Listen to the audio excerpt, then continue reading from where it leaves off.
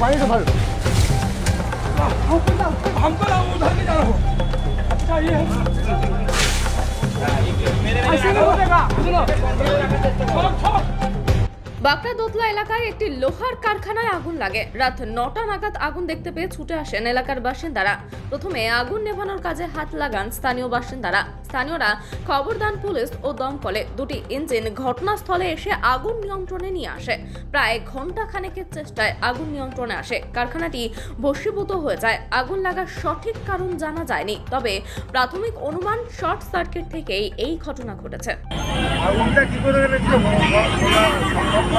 হ্যাঁ নিচে ফ্যাক্টরি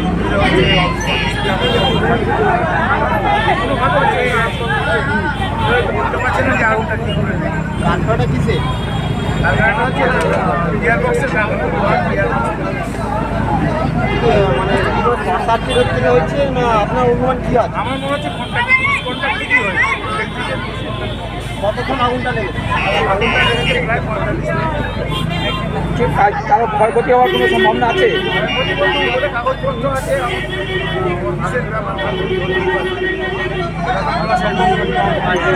ভেতরে কি মানুষজন থাকতো কারখানায়? কারখানায় মানুষজন থাকতো কিছু? কারখানায় মানুষ কত থাকতো? না না, কারখানায় কেউ মানুষ থাকে না, কেউ থাকে না। তারপর দারোয়ান থাকে, রাত্রি 8টার পর কেউ থাকে না? 8টার পর শুধু দারোয়ান থাকে। আচ্ছা, আপনার নাম? আমার নাম শামসুল করিম।